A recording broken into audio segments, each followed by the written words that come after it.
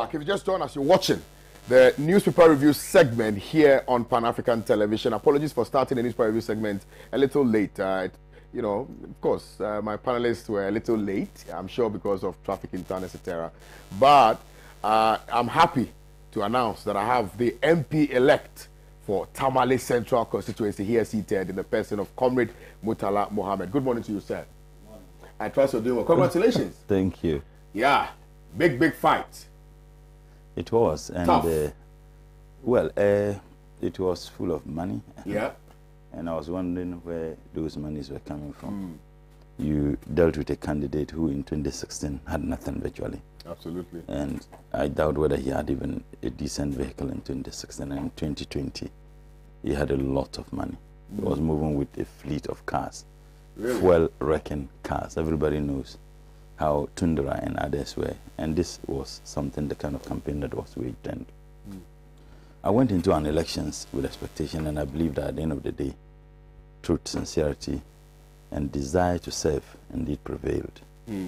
And I can only thank the good people of Tamale Central for their tremendous support, I must admit. And particularly, I have to thank the minority leader. He was of tremendous support and assistance to me. Yes, he was. He was. The evergreen Haruna Idrisu. And as in order as the combine as a Muslim, it is always good to show gratitude when assistance comes. There were many people whose names I can't mention all. There is a brother I have, Alaji Joshani, Chairman Azoka, the entire regional executive, Brofuzi. I have a senior brother. They were of tremendous help. There were a lot of people who assisted me. And if I'm not able to mention everybody's name, and most importantly, my constituency executive, my indefatigable chairman one, my constituency chairman, my constituency chairman, and the entire executive were of tremendous assistance.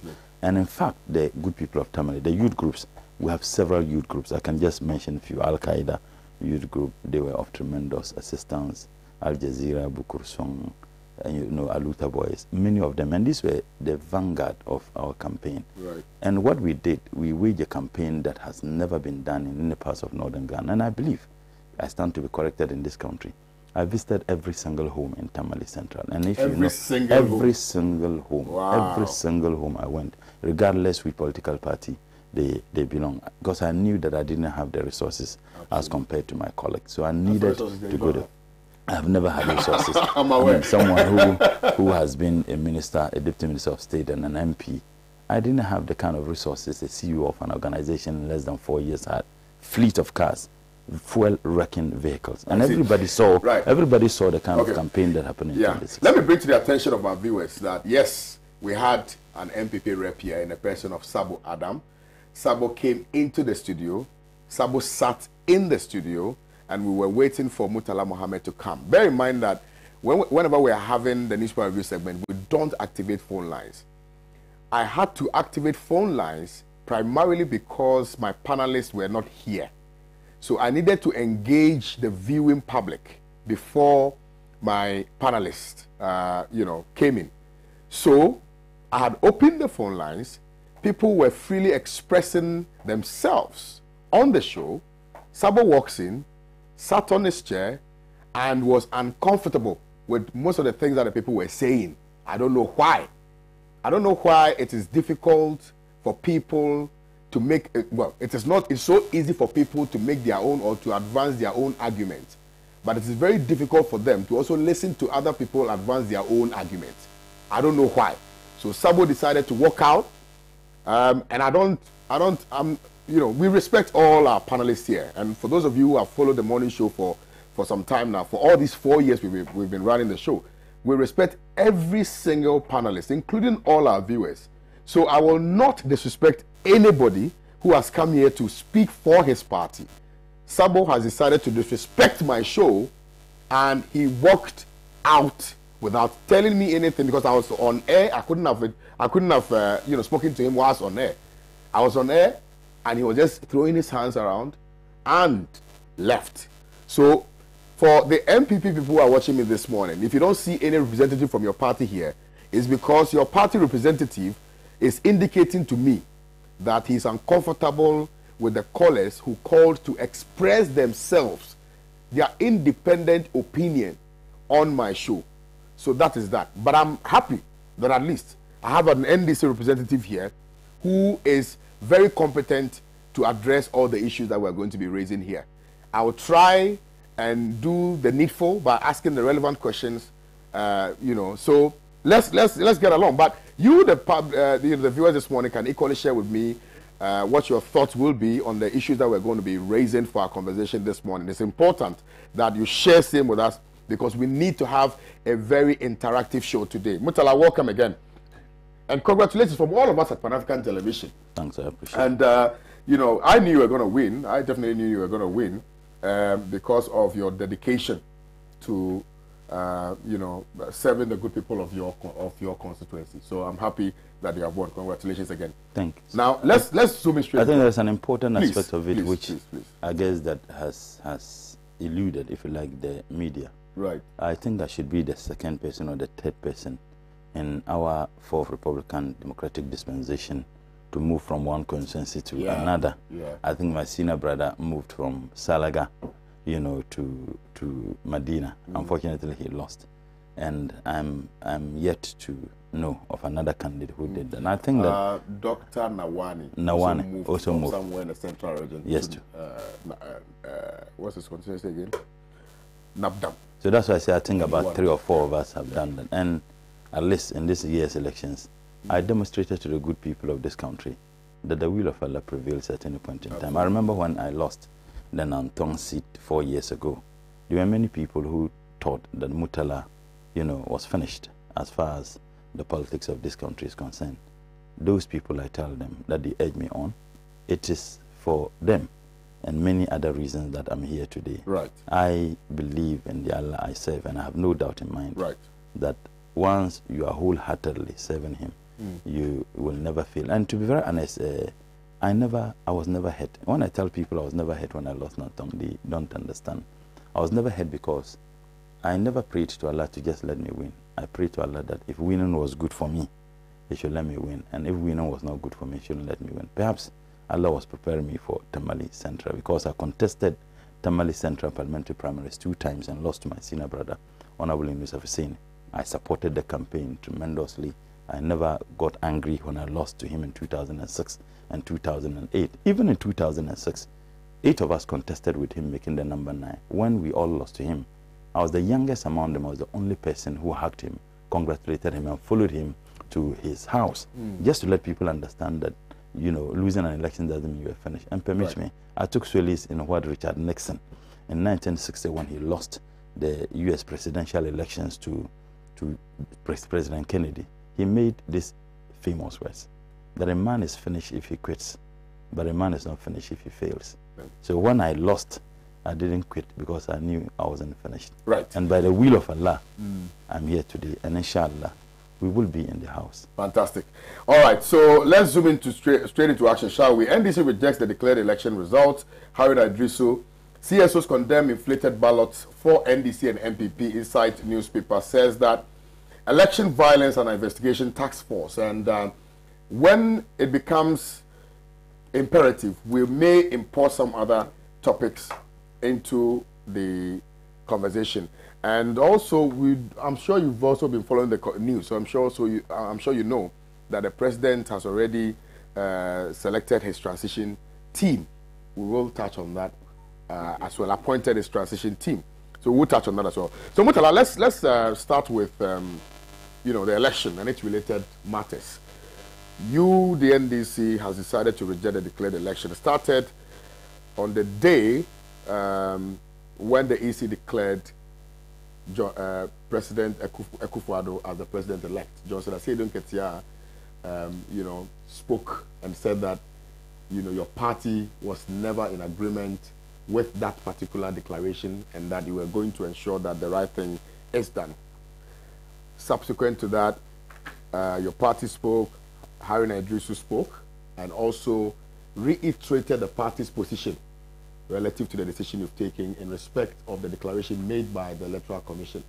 And you cited a number of reasons why you thought that this particular election was characterized by some fraudulent activities. You cited anomalies, you cited overvoting, you cited stuffed, balloting, ballot boxes, etc. So, I mean, EC has come out to make a statement. Cordeo has made a statement. Everybody is saying that it was a free and it was a fair election. Why do you still, why are you still insistent on indicating to the good people of Ghana that you will not accept the result? First and foremost, my disappointment is to Cordeo, and most importantly, their spokesperson in this matter. He is a sheikh as far as Islamic scholarly is concerned, and I have tremendous respect for him as an Islamic scholar. But I am particularly disappointed in the position taken. It is a fact that the Electoral Commission rigged the elections for the MPP. And mind you, some of us didn't start talking about what Jean Mensa was going to do today. You remember when she was appointed, I indicated that she was an MPP activist who indeed is a family relation to the current First Lady, who was appointed to indeed do one thing, and that one thing was to rig the elections for the NPP. My lecturer, Dr. Bosman Asari, with whom I was in University of Ghana, he was in political science department and I was in the psychology department. I guess he was about my 2 years senior. And when I was a teaching assistant at the political science department, but briefly, I had to go contest elections with USAG and left the department. I think he was also at the political science department. I have known him for a very long time, and I knew him at that time that he was an activist of the NPP. There was no question at all about that. When he became a lecturer, he became the patron of the NPP on campus. So we knew, some of us knew, that the agenda to be executed by the appointment of these two individuals was to ensure that the elections 2020 were rigged for the NPP. There's no denying that fact. It is very clear that the NPP lost these elections. All the pundits, and shamefully, Joy FM, they had projected that if NDC won 25% of the votes in Ashanti region, or any party, or if the NDC won 25% of the votes in Ashanti region, NDC was going to win the elections based on previous experiences, that any time NDC wins 25% or more in Ashanti region, they win the elections. We got about 26%. Sorry, we got almost 40% in Eastern region. Look, if you look at what happened, the events culminating to the elections, during the elections and post-elections, you don't need Archimedes to rise up from his grave to tell you that the elections that were conducted were not free, they were not fair, they were rigged, and they were rigged by people who, ab initio, were appointed to do that for the NPP. And I'll give you classical examples. You have Electoral Commission who herself, the chair, came out and contradicted the very statement she made. On what basis did she have this declaration? On what basis? You came out with figures. That figures were conclusive as far as we are concerned by your estimates. You came out with the figures and indicated that President Nanado, Mr. Nanado, because as far as we are concerned, he didn't win these elections, won the elections with your figures. The NDC came out and pointed out to you that even if you look at the figures you provided, it amounts to more than 100%. That is enough to discredit this shambolic declaration that the NPP activist in the person of Jean Mensa did.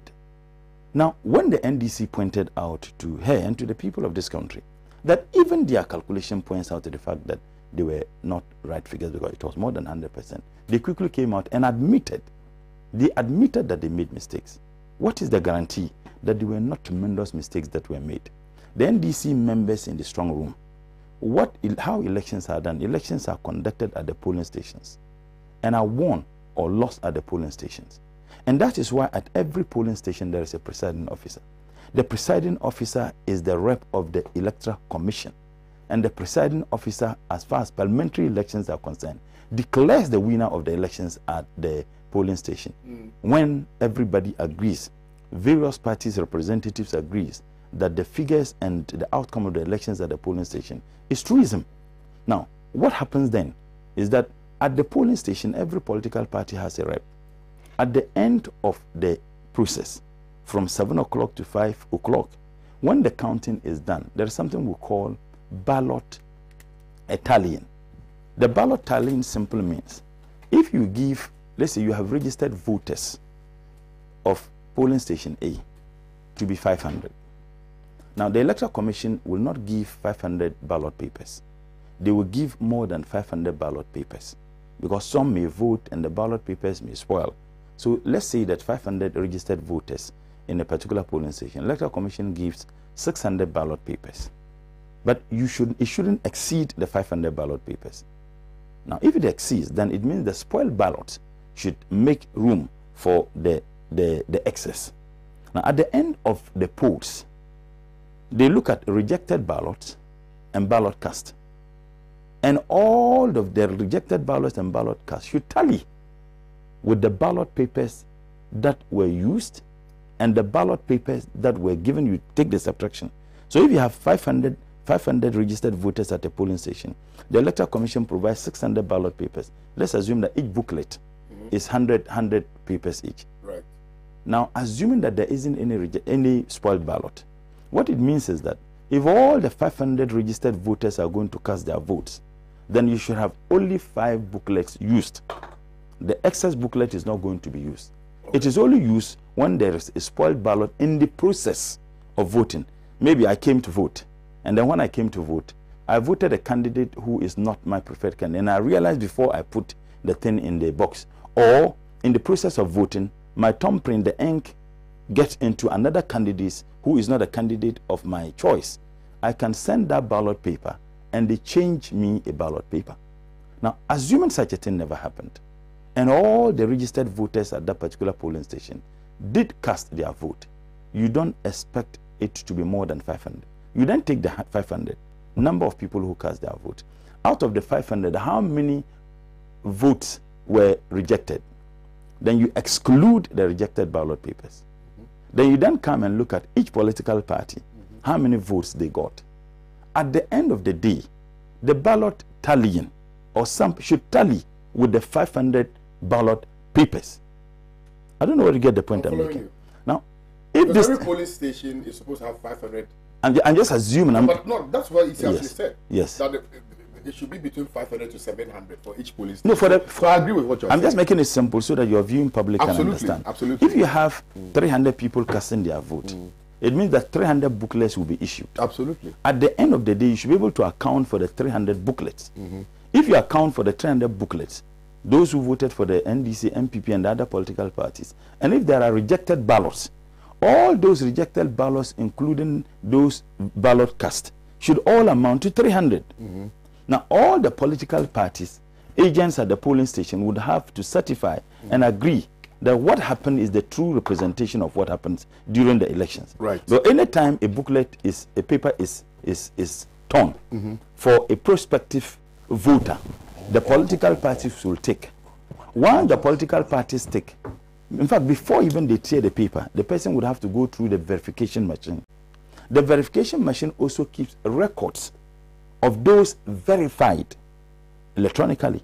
Now, if a person comes, you check your name, they tick, you go through the verification machine, the verification machine verifies that yes, you are truly the person whose name has been checked and approved. Then the verification machine would also, you do it, if it approves, it will record one. One ballot paper would have been torn. Okay. Various political parties will all tick that one ballot paper has been torn. Then the person will go through the process and go and vote. Absolutely. At the end of the day, they do the ballot sampling, and it must tally with ballot papers issued. So you take rejected ballots out of the ballot papers that were cast, and then you look at the sum total, which will give you the number of ballot papers that were issued. Now, when all these things are done, various political parties at the end of the process would all look at this accounting and agree. Parties will sign that yes, that is the true representation of what happened there. Okay. All the political parties. Okay. After that, the presiding officer will also sign. Okay. In the matter of parliamentary elections, they would declare at the polling station, at the end of this process, Murtala Mohammed got this at this polling station, Anyas got this at this polling station, they would declare. Okay. So you would have known who won the elections at the polling station. So but your agents present can even do the collation before it gets to... Yes, you do the collation, various... So after that, you just take the records, you all sign. That is what they call the pink sheet, because the color is pink. Yeah. Now the presidential, they will declare the numbers. NDC President Mahama got this. At this polling station? At this polling station. Okay. President Nana Addo got this at this point. They will do everything. After that, after the process is completed, all these presiding officers and the party agents and then would lead the ballot box to the coalition center. All right. When they Same day? The same day. Good. I think when they finish 5, assuming they finish by 6, they all march to the polling station with the ballot box. Good. When they get to the polling station, at the polling station, the return officer, who is the return officer for the constituency, Yes. will be there. Okay. Mind you, the presiding officer is virtually the return officer at the polling station. Absolutely. He comes with the various political parties with their pink sheets already signed. Yeah. When they come, the return officer of the constituency and also the reps of the various political parties are all there. By which time they would have all had their results, a serious political party. Because the pictures have been signed already. So they will begin taking, okay, polling station A, let's say Ghana polling station, a particular polling station in Tamale, or Markazia. They will call the box. All the political parties, agents, and the presiding officer and the box will all come. They don't do counting there, because the counting was already done, certified at the polling station. Absolutely. They bring the pink sheet. NDC got this, MPP got this. Then we all check our prints. We all agree that was what happened. Sorting. So the coalition. Coalition, okay. So we all say, okay, NDC rep says, okay, yes, that was what happened. NDC said that was what happened. It would have already been on the pink sheet. The presiding officer also said that's what happened. Then they will record. They will take every single polling station in that constituency, one after the other. Assuming at the polling station, I'm an agent of a political party. The law says I can call for a recount. Maybe after the counting, I say, no, you need to recount. At the polling station? At the polling station. Okay. The recount can be done 3 times. At the polling station, once I do that, I have only one opportunity left. At the polling station, I can call for a recount 3 times. Now, assuming the recount is done 3 times and I'm still not satisfied, I will leave that one at the polling station. In that sense, I may not sign. Because if I sign, I'm agreeing that it's valid. So I won't sign. When we get to the coalition center, so if a political party refuses to sign, the Electoral Commission presiding officer cannot declare the results there. At the polling station? At the polling station. They have to go to the coalition center. They all sit, the various political parties, including their agents, the presiding officer. You give reasons why you refuse to sign. If you give the reasons why you refuse to sign, that reasons will be investigated. If you have a stronger case, then they can look at it. If you don't have a case, then they can add it. Now, if you did not call for a recount at the polling station, then you forfeit your right to call for a recount at the coalition center. So if an agent of a political party didn't call for a recount at the polling station, because he had 3 opportunities, he didn't use any of them, you can't get to the coalition center and say that I disagree with the counting that was done, so you have to recount. You can't do that. Now, all these things were done. Take Savulgu for example, Akutia, Techiman South, for example. Everything was done. There were problems with 5 boxes, 5 polling stations. The NDC went there, we had our pink sheets. They thought in 2016, we have every single pink sheet duly signed by the MPP reps. Now, because the problems were there with the 5 boxes, 5 polling stations, the MPP rep decided that they were not going to sign. So the only place you can do the computation or the counting will be at the coalition center, isn't it? In any case, they didn't even call for a recount at the polling station. So if you don't call for a recount at the polling station, you forfeit your right to demand a recount at the coalition center. Right. They refused to do that. They went there. Even NDC, peaceful as we are, we agreed that yes, they can go and do the counting of the five boxes. NDC agreed. They brought this return officer. The return officer had an understanding with the various political parties that you do the counting of those boxes and then you then add them to the other ones. Right. The return officer says they should count. They counted the 5.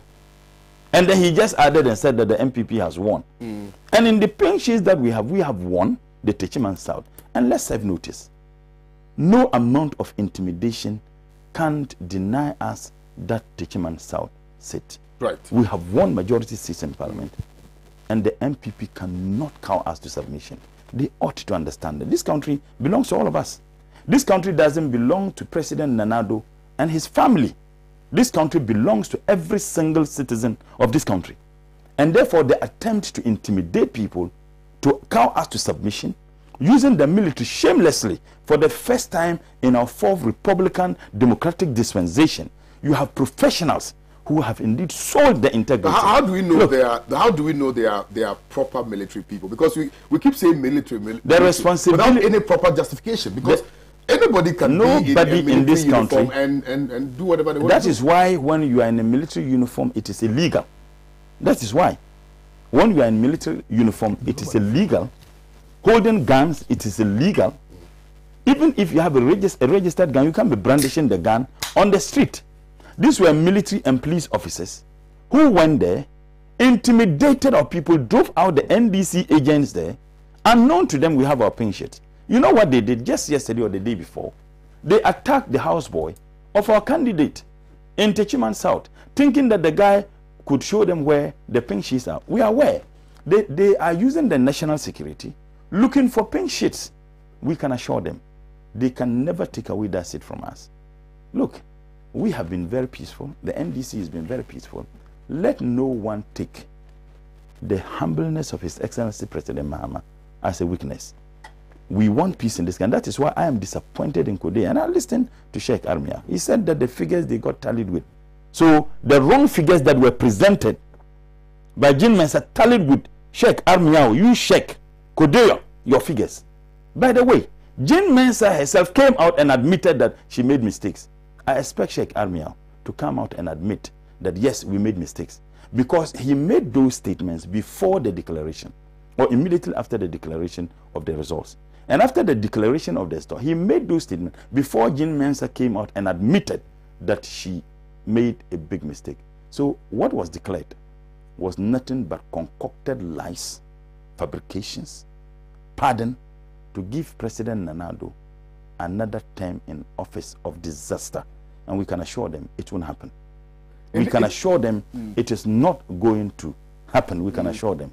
We can assure them that it won't happen. And if anybody thinks that they can intimidate us, then they have gotten the wrong message. As it stands now, your refusal to admit the numbers as so declared by the Electoral Commission does not at all, at this material moment, preclude the president from going ahead with the appointment of his transition team. Don't underestimate underestimate the will of the people. Don't underestimate the will of the people. You are that reckless Minister for Defense. You remember when he made the statement that he controls the arms, he controls the military. Look, we have seen in many countries people with arms, with guns, running for their lives. Don't underestimate the will of the people at any point in time. I am saying. Are you by this suggesting that you're going to cause trouble? No. The president indicated yesterday, President Mahama indicated yesterday, that we would use every legitimate means. Which legitimate means what? Demonstration is a legitimate means. The Constitution allows us to demonstrate in mass. That is one of the means by which we can use. There are several legitimate means. Or is it President Nana Addo won his accolade for leading a series of demonstrations in this country? I am saying that no one should underestimate the resolve of the people of this country. The people of this country voted for change.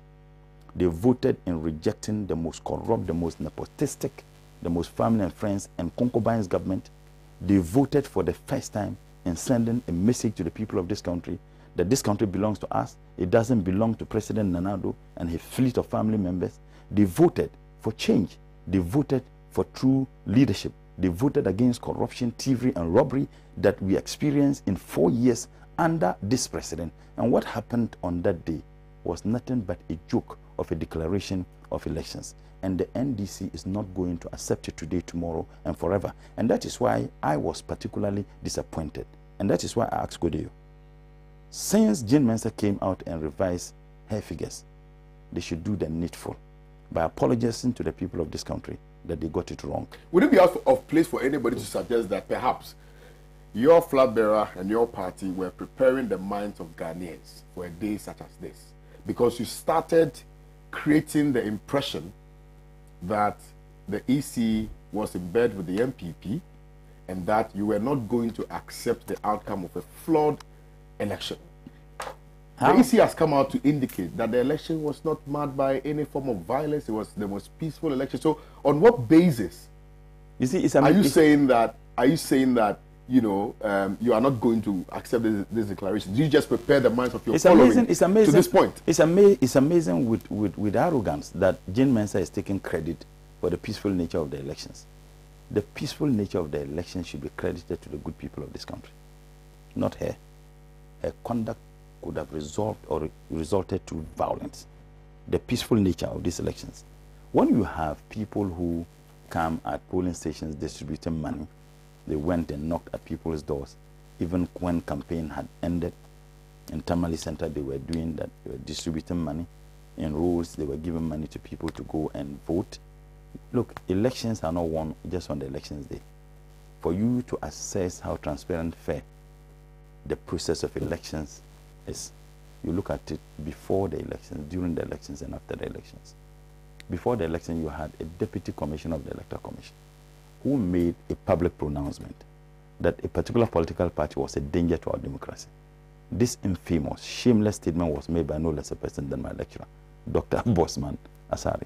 Yet, he was still allowed to supervise that process when he came out and made that infamous pronouncement, describing the NDC as a danger to the democracy of this country.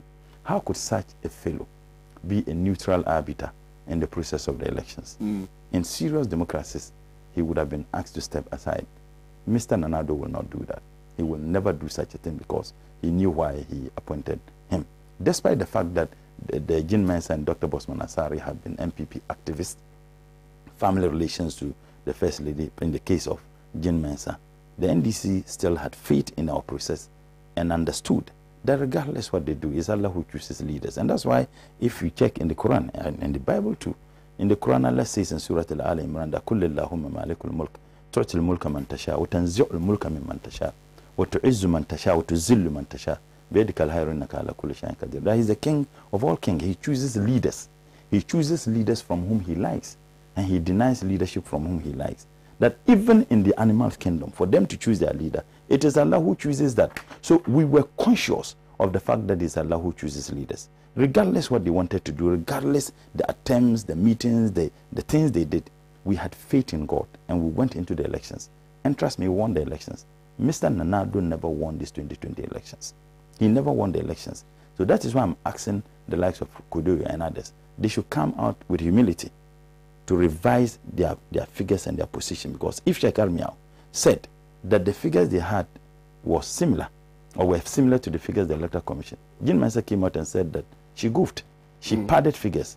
Are they still holding on to those figures? And the media, Joy FM, TV3, Metro TV, they should tell us where they get the figures. And I'm not surprised. At Japan, Zoomla, he owns Metro TV. So it's not surprising the kinds of things Paul Adumachiri and co are doing. They should come out and tell us where they got those figures. Now, if you look at the figures they gave, they declared certain constituencies for the MPP.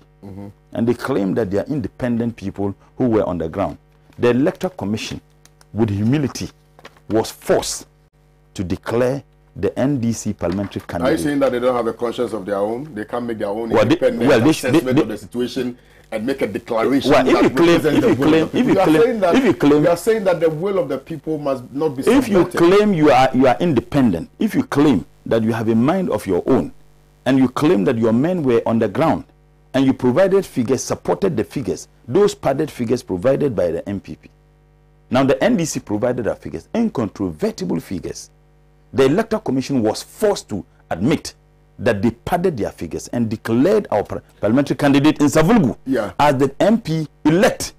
Why is Joy FM? So where did they get those figures? Did they provide us with evidence? There may be some few instances. But if you go to the Ashanti region, for instance, if you put parity with the pink sheet, and the certified results that was subsequently put out by the EC on its Facebook page, it tallies. And it was signed. Hold on, because one of the bases for NDC saying that they don't agree with this particular result is primarily also predicated on the assumption that in the Ashanti region there were some 300,000 votes that were added to that of Nana Addo Dankwa Akufo-Addo. And I'm saying that on the face of that pink sheet that you are referring to, the numbers right, that was put out by the Electoral Commission, tallies without pension, Those, which was signed by your agent. No. Those, you see, that is where I'm telling you that this Jean Mensa and Bosman Asare led.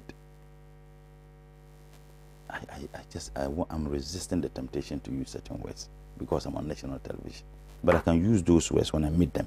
I'm saying that they were blank pink sheets in most of the cases. And you know, something strange happened in this process. Every elections at the strong room, you have all reps of various political parties. Have you seen how the results are sent from region to region? When the results are transmitted, let's say from Northern region or from Ashanti region to the strong room of the Electoral Commission, the Electoral Commission cannot certify those results. Even though they've been certified at the region, they can't certify those results that are transmitted to them until all the political parties agree. I think they signed the declaration sheet. The declaration sheet, yes. Good. Yes. So if asked whether the declaration sheet was signed for Ashanti region, so if results are sent from Ashanti region or Northern region to the Electoral Commission, what the Electoral Commission does, they sit with NDC, NPP, and the various political parties. This is the results that is sent from Ashanti region or Northern region entirely. They will then take constituency by constituency. We have all our pink sheets. They also have all their pink sheets. We vet what has been sent to see whether it reflects to the pink sheets that we have. Now, if you have problems, that is where you then demand for proper investigation. Okay? You do that region by region. Do you know what the Electoral Commission did this year? No. They got their results, sent them before even this declaration. They were published on their page, on their page, on their website. Yeah. Why? Why that hurry? Tell me. Is this fair? I know I'm asking you. No, it's not fair. But so what? No, I'm asking you. Hold on. What you're suggesting is that once NDC had identified some anomalies in the process, it should have been resolved. Exactly. No, you know that is what happens. Electoral Commission headquarters. That is what happens. Okay.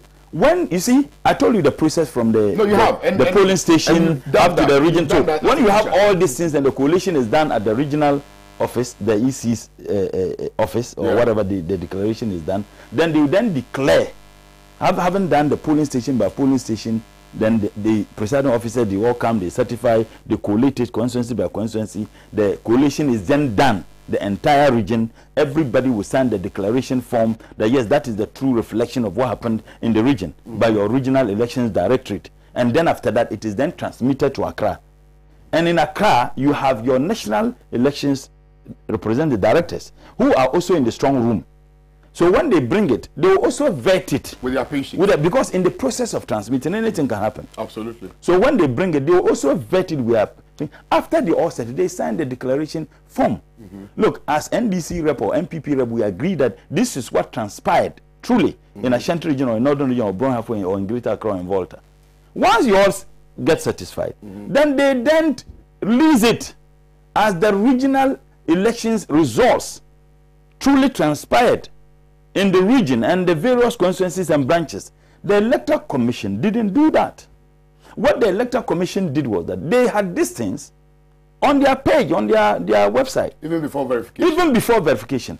The NDC, man, you see, this woman, the NDC reps who were at the strong room, even with all this, we raised questions about the Ashanti region results. We said it was padded with almost 300,000 more votes. When we raised the issues, these issues were not resolved. And this Jean Mensa NPP activist. At what point did you raise this particular issue? Hold on. Did you raise this issue at the EC headquarters?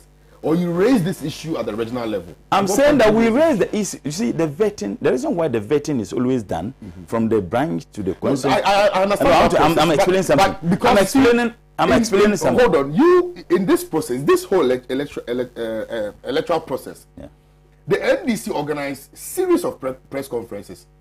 At no point did I thought you asked me a question. But let's clarify the issue. At no point did I hear the NDC raise this particular concerns that you are referring to, right? In any of the press conferences that you held. Please, when we held the two press conferences, we didn't give detail why we said we rejected the results of the elections. You no, I'm saying that we didn't give detailed. Yes. So I'm saying that we held the press conferences. The first press conference was that we rejected the results. I was there. And in fact, in drafting the statement, I was there. When the statement was drafted, we moved to the party headquarters, and Honorable Haruna Idrisu addressed the media and indicated we rejected the results. He didn't give detail. No. I'm saying that as at that time we knew, we had this information that they were padded. So you can't be asking me that when we held our press conferences, we didn't give detail. No, hold on. You're missing my question. Yeah. I'm saying that I think around, was it 12 or 1? On the election day. On the election day. Okay. The NDC had organized a press conference. Or unless you are telling me that at the time when you did your first conference, that was, I think it was Sami Jefu. No, when we held the press when we held the press conference, we indicated that we had won 140 seats. Absolutely. That was what we said. Absolutely. And that we are very optimistic. Absolutely. Because the reason why we could not talk about the presidential elections, because they were not declared. You had the declaration of the elections of the parliamentary results at the various, metropolitan district electoral offices. But you're also telling me that in each polling station, once they count the vote for the parliamentary, I don't know whether you I'm following you. I'm you. following you keenly, and I'm sure viewers will appreciate what I'm doing.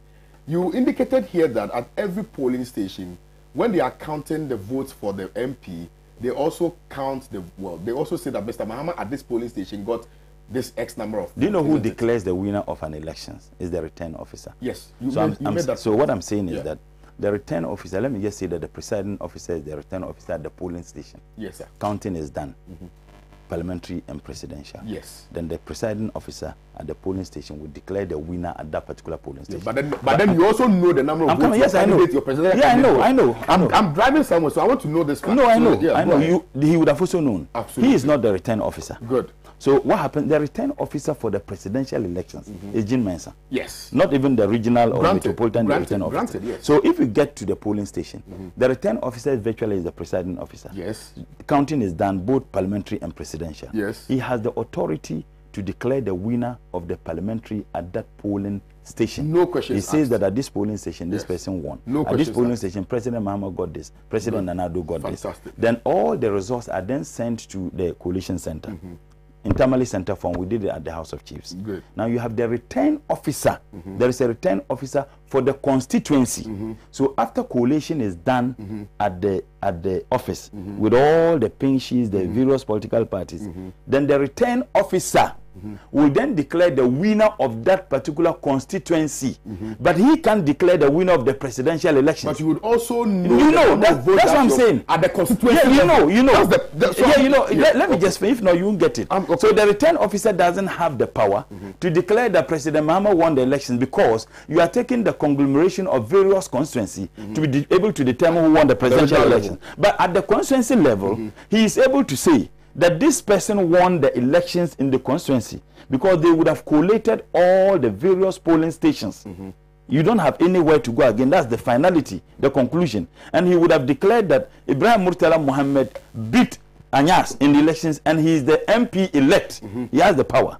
Now the presidential, you would have known all your results. Presidential from the branches, various polling stations, up to the constituency level. He would only say that at the end of the elections, President Mahama pulled these votes. President Nanado got these votes. He can't declare the winner. Absolutely. So once he says that, that's fine. That's fine at the constituency. Yeah. All these things will then be sent to the regional coalition center. Yes. At the regional coalition center is the conglomeration of various constituencies within the region. Absolutely. They bring, like in Northern, you have 18 constituencies. Yes. They bring all of them there. The regional there, they also indicate who got this in this region. President Mahama got this. President Nanado got this. Meanwhile, all the pink sheets would have been sent to your, if you are a serious political party. In the matter of the NDC, we had all the pink sheets of the various polling stations, constituencies and regions in Accra. So our men in the stronghold knew what we got at which polling station and at which constituency we knew. Absolutely. So when the electoral commission, the regional electoral commission transferred, sent the results of the region to Accra, what you also do at the strong room, you vet the information that is sent by the EC regional office. Our strong room, they vet it. Now, in the vetting, we realized that it was padded with over 250,000 votes. Okay. So the NDC then raised the issue. Look, Ashanti region, per the information we have from our various polling stations, constituencies and regions, the figure has jumped. Okay. There's an increase of 250,000. So that anomaly, if I understand, can happen between from the region. Anomaly, if I understand it clearly. Yes. What didn't happen, for instance, at the polling station, because yes, it didn't, and it didn't happen at the collation center. As far as the pink sheets we have, it didn't. Absolutely, it didn't happen at the constituency level. Yes, as far as we are concerned with the pink sheets we have, it didn't. Yes. The issue now is between the regional and the headquarters. So we then said, we have our pink sheets. MPP has their pink sheets. We have our pink sheets from polling stations to constituency to regional. And everything is paper. So let's sit down. Let's look at this per our calculation of our pink sheets from polling stations to constituency to regional. The figure you are giving us has increased by over 250,000 votes. What do you think a decent-minded, without ill motive, electoral commission? You go back and investigate. No, you just sit down. We bring the pink sheets. You compare. We compare. Yeah. And then we come and they've been resolving some of this issue. Mind you, the MPP attempted that in 2008 when their former general secretary said the Hohoe, there were no human beings in Hohoe captured on video. Now the electoral commission didn't do that. They went ahead. And the woman told our people there that she doesn't care. I don't get it. I don't get it. When we raised the issue, she doesn't care. She go ahead and declare. And you know what she did?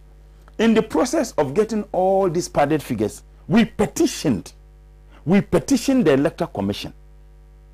We sent the petition to the electoral commission, and they said that our people should send it to the reception. They could, yes. They could have just taken, they said, no, send it to the reception. The people went to the reception, there wasn't anybody there. That's one.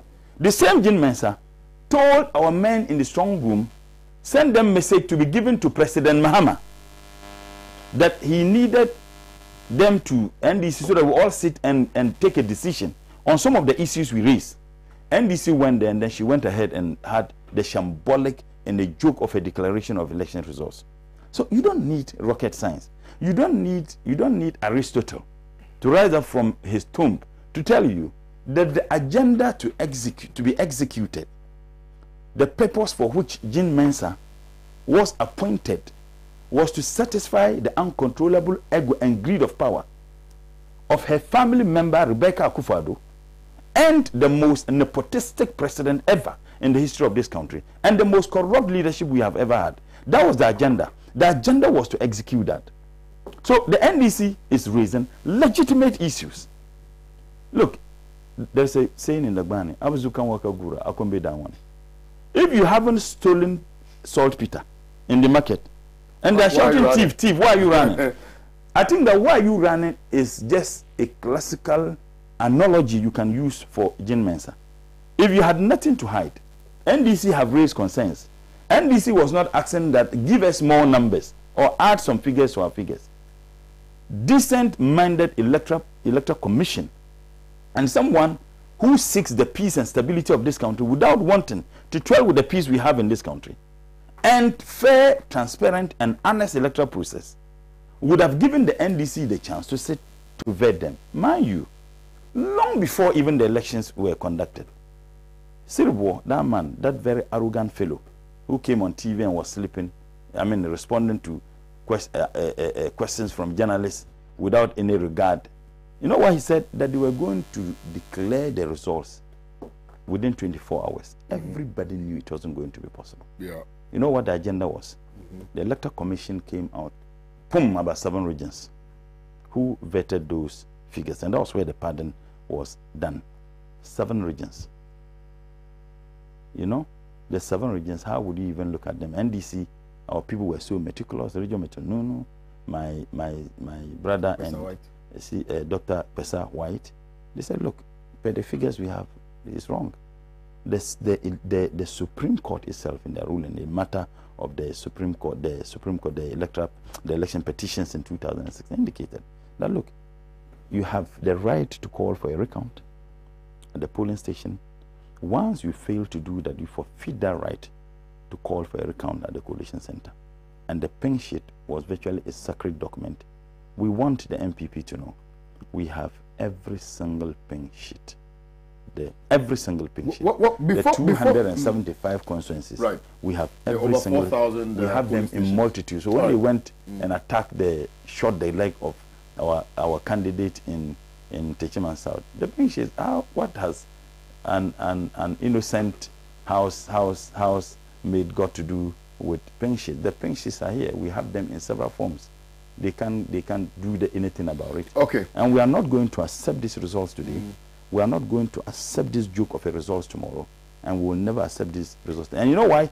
If you look at the calculation, there is no way Mr. Nana Addo will get 50%. There's no way. In the worst case scenario, there's going to be a runoff. And you know why? This parliamentary majority, in an attempt to twist the arm of people, they went to Savulgo. You know what they did? They shot and killed 2 people in Savulgo. 2 people, because someone is thirsty, uncontrollable greed to rule once again, so that he, President Nana Addo, and his bunch of family members will rob the state as they have been robbing for the past 4 years. That is what they intend to do. Before I ask you, the NDC's next line of action, I think we need to also zero in on the process itself. Yeah. We've spoken about, you've taken us through, and I think that's a very good lecture. You've taken us through the whole process. I'm a teacher. Voting. That's why my senior brother Sabu ran away. Yeah. Oh. Why are you running, Sabu? Why are you running? I don't want to get into that. I wanted him to be here. No, he sat on this program and said things about. I have him on audio. The things he said internally, and I thought he was going to. I was going to play it to him. I don't want to get into what he went to Chanley and said about. I don't want to promote anybody. Why are you running? I don't want to promote anybody on my show because the person has disrespected my show. I opened the phone lines for viewers to express themselves on the aftermath of the election and what's it called, the press conferences held by the NDC, etc. Sabo got upset and he left. So I want to leave it at that. Let's focus on informing ourselves and educating ourselves. And I think you are doing a very good job at that. So let's walk us through step by step again, briefly, and then we'll look at we'll move into the conduct of the media, conduct of international observers, conduct of the political players themselves, the other political parties who are involved in this process, and then conduct of the security agencies deployed for this particular exercise and how they conducted themselves, etc. So before we get into all of these, I just want to, in a matter of a few seconds, walk us through the process again, from the polling station, what happens, to the constituency level, what happens, to the regional level, what happens, and to the national level, what is supposed to happen. Elections are processes. Registration is done. Legible voters are registered.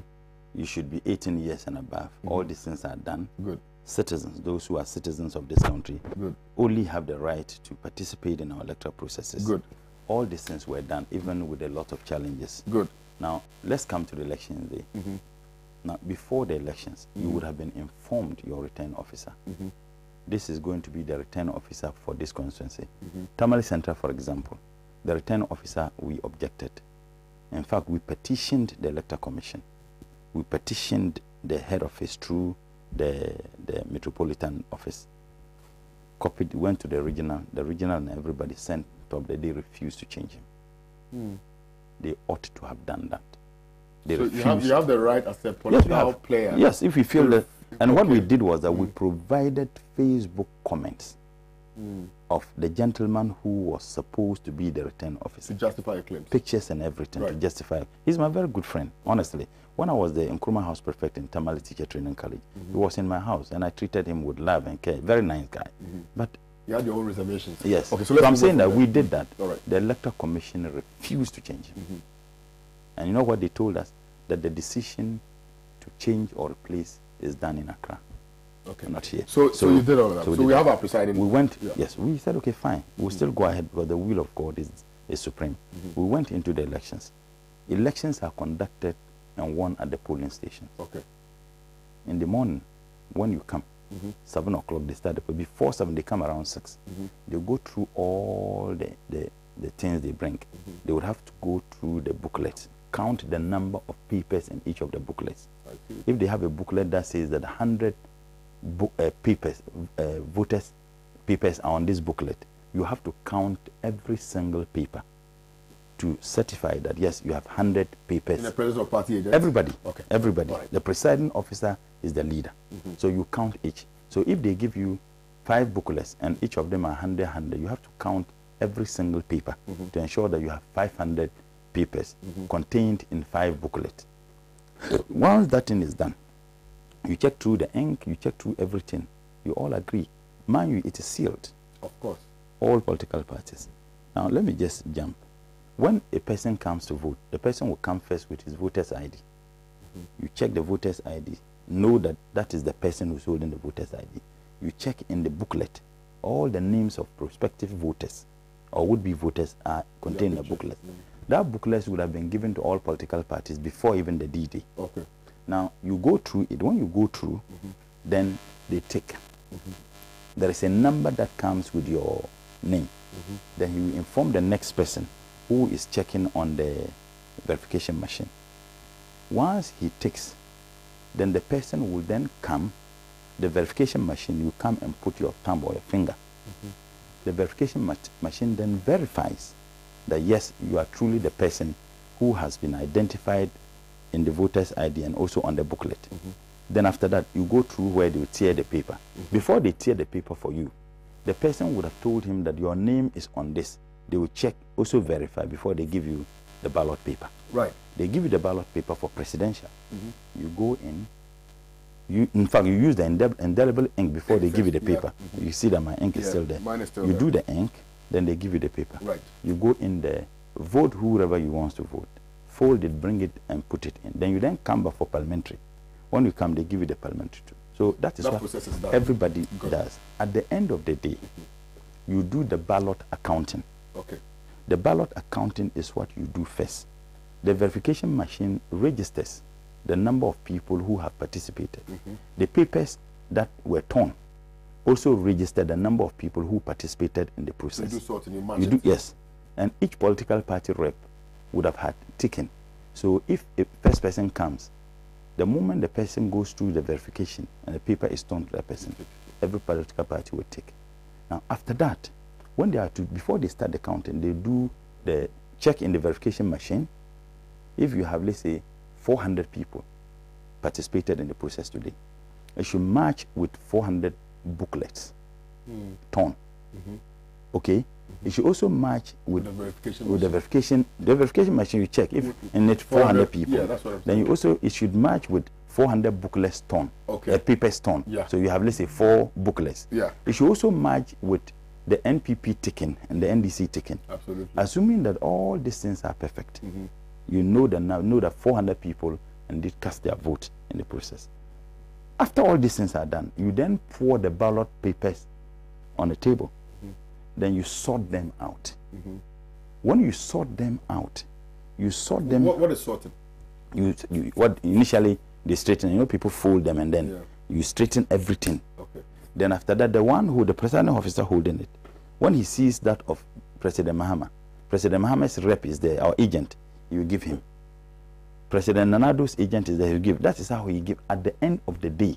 In fact, in some instances, they don't even use this agent. They will be watching. They have 2 other officers. Someone is taking that of President Mahama, someone is taking that of President, what's the name, Nanado, and the other candidates. Now, when all these things are done, they put them President Mahama, President Nanado, PNC, CPP, then they will then count them in order of appearance on the ballot paper. Absolutely. So President Nanado's name was first. President Mahama was second, and the other political parties followed. They will count that of President Mahama and record. Count that of President Nanado and record. Count that of all the other candidates. The total sum of all those who voted should tally with 400. Absolutely. Well, that's 400 booklets, 400. Absolutely. Assuming that in the process it is more than 400, it means that there was overvoting. And if it is below 400, it means that there was undervoting. Now, if it is overvoting, you would then, among you, including the presiding officer's guidance, find out why that overvoting. Assuming in the process you realize that one particular, you then check the papers, one particular ballot paper was not signed, then it is invalid. If there is understanding, you just remove it. And the presiding officer would declare the winner. So assuming that you did and you didn't have these problems, the presiding officer would then enter the scores in a booklet which has a duplicate. So he will enter, President Nado got this, right, both in West and in letters. President Mahama got this, everything.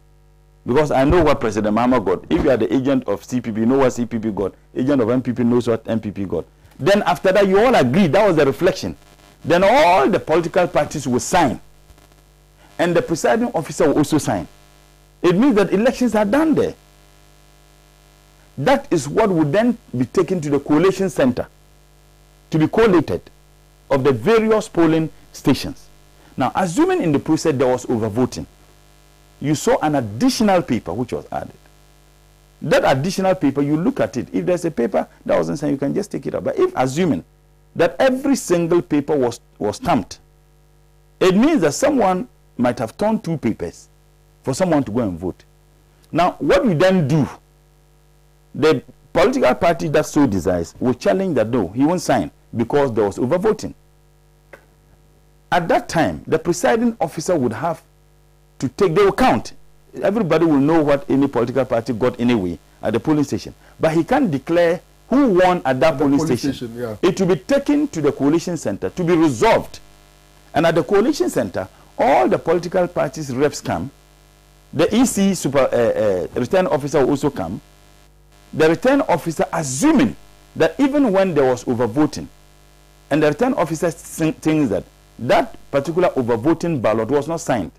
So because of that, he is rejecting it. He can sign. But if the party that is affected thinks that they don't, they will refuse. Then when they go to the coalition center, the return officer will explain why, give justifications why he declared the results, even though there was a question of overvoting. Absolutely. Whatever he says and the justification will be queried and looked into. If there's a merit, then they declare it. Now, Savulugu, for example, you had EC official who was not voting at a particular place, came, got the paper, went and put it in. The gentleman admitted subsequently that he did it. What do you simply need to do? You simply need to do what? Take it out. He said that he did it. He owned up. If you need to deal with him by law, you deal with the person. You take it out. The MPP says no. So I'm saying that this is how the process is done from the polling stations to at the coalition center. When you finish the process in the evening, and you're all certified, all political parties' agents, including the presiding officer, if there's a police officer, you lead, you match that ballot box to the coalition center. At the coalition center, every single branch within the constituency will match the 2 ballot boxes, one for presidential, one for parliamentary, to a coalition center. At the coalition, so at this stage, it's moving from the constituency level to the no, you are moving from the branch the polling station to the constituency level. Okay. Office. All right. So when you go there, all the polling stations across the constituency, so if there was 1,000 polling stations, they all have to come. And that's why it takes some time. Right. When they come, the EC will then sit. They will be calling them polling station by polling station. Okay. So if they call polling station, let's say Pan-Africa TV polling station, the NDC agent, the MPP agent, and the other political parties, including the presiding officer, are all with the box outside. They will bring in those ballot boxes with the pink sheets. If there are no challenges, it's the pink sheets that they will look at. And they all agree that yes, this was what happened there. It is then recorded. Now, assuming there is a problem with the polling station, maybe NDC raised concern or MPP raised concern, they will then investigate, resolve it before they move. In fact, in some instances, they can decide to put the challenge polling station and finish with those and then come and look at the challenge polling stations and resolve. So once this thing is done, the results is then, that's what they call collation, collate the various polling stations. Then the return officer for the constituency, for the parliamentary elections, will then declare the winner of the parliamentary elections in that constituency. In this case, Mutala Muhammad. Mutala, like the way I dealt with my son, Barhama. He will then declare the winner. But he is not the return officer for the presidential elections. But at least you would know what you would have known, yes. At the constituency, even at the branch level, you would have known that President Mahama got this at this branch. Now, the return officer for the presidential election is the EC boss, Jim Mensah. So, in the process, by the time we finish with this, the next day, we had all our pink sheets. And the pink sheets were given to the national. Right. And the national then fed our people in the strong room. So our strong room were holding the information of every single polling station, every single constituency, and every single region. So when the EC, what the EC ought to have done, decently and appropriately, the EC should have sat with all the various political parties and say, Northern region votes. NPP got this, NDC got this, polling station by polling station, constituency by constituency, and the total sum within the region. They didn't do that. They just came 7 regions. Then we investigated the region by region based on the pink sheets and the information we have. And we realized that Ashanti region was padded with about over 250,000. You know what they did? Because they were just smart in stealing, they would add, let's say, NDC 20. They didn't add just MPP. They would add NDC 20 and add MPP 300. So that the impression is created that even the NDC figures have also changed. Do you get what I'm saying? I get what you're saying. We are smarter than Jean Mensa. She's the most incompetent electoral commission or commissioner I have ever seen. But you know why? The incompetence is occasioned by the ill motive to rob these elections for President Nana Addo. We are not going to accept it. All right. Now, I think that if you've been following the show, he's taken us through the process, the whole process, registration, voting, all of that, sorting, collation, transmission of the results to the regional level, and subsequently transmitted to the EC's headquarters, and what is done in that strong room at the EC headquarters. So, yeah, I think now we know the process. Before we move to discuss the other topics, let me remind you that you can share with us what you are thinking this morning on 02608465339, 02608465339. To all of you also watching on social media, I've seen you guys, man. Keep your comments coming through. I will read them here. Now, Kobe, let's look at the other players in this process. The media. Yeah. Did we perform our role creditably? Absolutely not. Absolutely. Including Oh yes. No, I mean, you say the media. Okay, the media generally. Generally. So yeah, media. It was embarrassing. It was a shameful spectacle, and I say this because I have seen media reps in some of the polling stations in my constituency. First and foremost, the media in Ghana doesn't have the capacity to do a thorough job as far as the elections are concerned. You had some few journalists who were moving from one polling station to another polling station, isn't it? You didn't have journalists in every single polling station across the country. I don't think you have the capacity to do so. But my shocker has to do with the figures Joy FM were churning out, the figures TV3 were churning out, the figures, indeed, Metro TV were churning out. The simple question is, where were you getting those figures? Now, I know arrogantly they would defend. However, the Electoral Commission and the Electoral Commissioner herself has changed the figure. And that is why I express my profoundest, disappointments in Kodeya. I respect Sheikh Armiel as a scholar, an outstanding scholar. I remember when I was in University of Ghana, and I enjoyed listening to him. But I'm saying, as he's an MPP person, there's no denying that fact. He is a known MP person, and I don't think he can even deny that. But the point is that, regardless he being an MPP, he came out and gave credit to the Electoral Commission and concluded that the Electoral Commission has done a credit. But it sent some observers. Please, I'm saying, to where? How many? Yeah. I'm saying that that's why he needed to be very careful in making such a hasty conclusion. He came out and said that the Electoral Commission has executed, done a credible job. How about the Electoral Commissioner herself coming out to contradict the very figures she provided? I expect Sheikh Armiel and the Kodeya to come out and apologize to the people of this country. Because you don't give accounts and testimonies to something you don't have absolute facts on. That's what Islam says. And that's what Allah in the Holy Quran and the Prophet himself says. You don't make conclusions about something you know too well, that there could be changes. So I'm saying that the woman changing it, I expect them to say, look, we got our figures certainly from the Electoral Commission. We think ABCD. How about the declaration initially of the MPP winning certain seats when the Electoral Commission was forced with facts, the true facts, incontrovertible evidences and facts that happened on the ground, and that they had to eat the humble pie What is Kodia and the other organizations and other observers saying? What are they saying about that? And I say that, look, people must know that when you are appointed to determine something, you should be sincere and honest. And in discharging what they needed to do, they needed to have been very, very careful. Just a day after that, they came out giving the Electoral Commission a thumbs up. On what basis?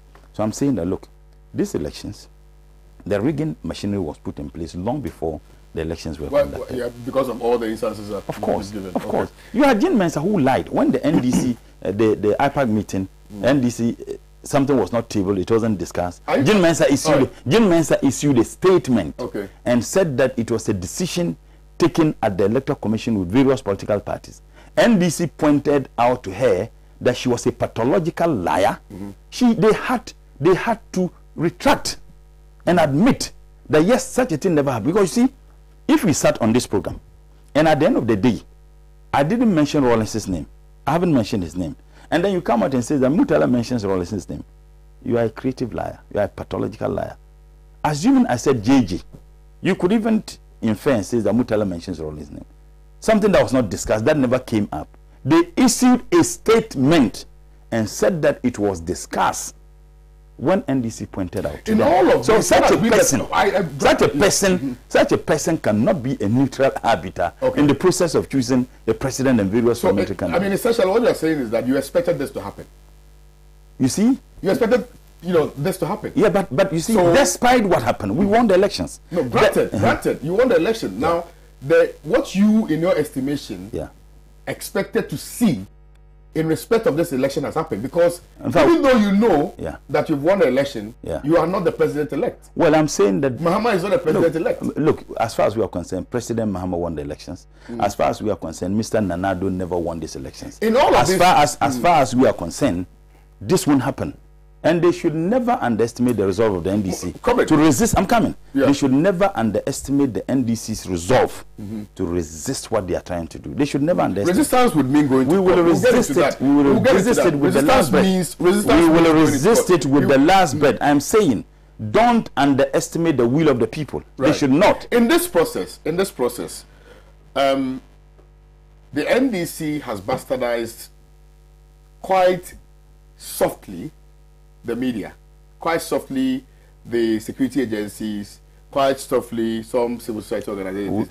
I've not heard the NDC question the other political players in this process, because we are here talking about who are those political players that we should question. The other political parties. What have they done in this? No, I'm saying that you've raised concerns. You've not heard any political party come out to admit or deny the claims that you are making, because they are also very NDC's actions. to the process. Our actions are not anchored, are not predicated by any decision or action of any political party. So you don't need the support of any political I'm saying party. that, please, I'm saying that our actions and the decisions we take are not predicated by any political. Are you happy or disappointed that saying you have had Akpalu, who was also part of the process, to go and congratulate? You've also had Efiadonko congratulate. But what do you expect? Groom congratulate President. What do you expect? I'm saying that you are a major political party in this process. Yes. You have raised some fundamental questions, I think which has not been responded to.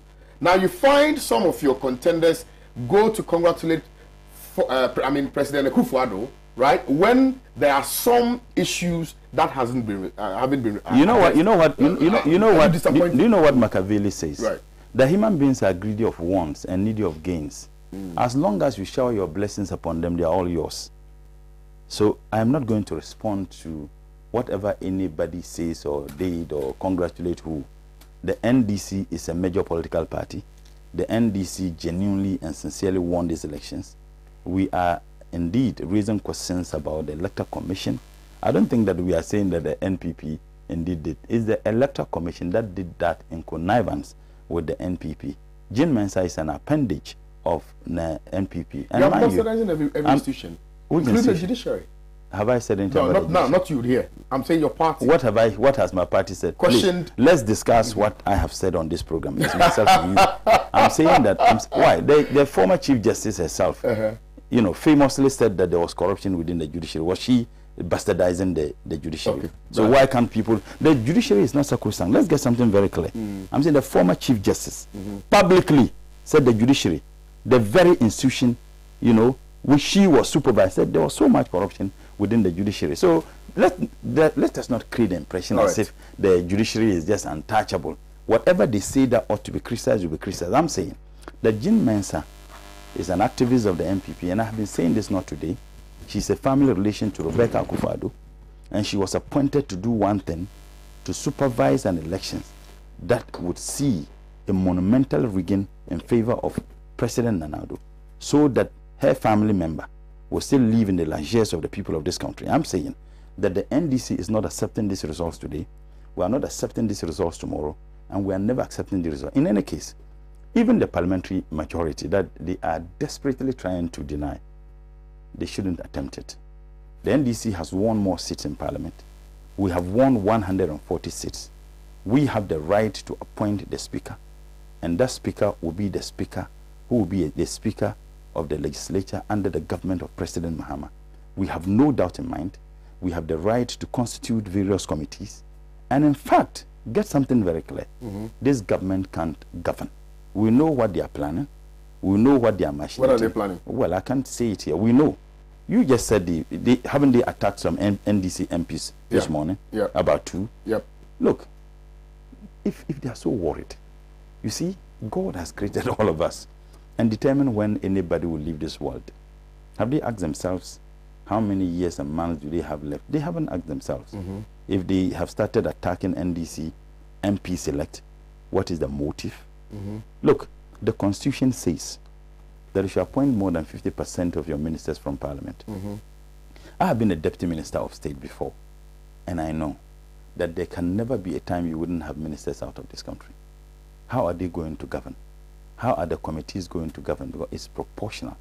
How are you going to have representations in the various committees? You can no longer bulldoze your way. I'm saying that the NDC has won these elections. In the worst case scenario, we have won more parliamentary seats than NPP. You know what they are desperately trying to do? They are desperately trying to say that we won 137, and they have also won 137 in the Fomina MP. These people have no principles. As far as the NPP is concerned, principles have been thrown somewhere. You sack the man from your party. You sack him. Respect your own laws, your own constitution. Now you sack someone from the party, you are now cutting the person in the event. Whether you have succeeded in getting him or not, we have 140. And nothing can change the 140 members of parliament we have in parliament.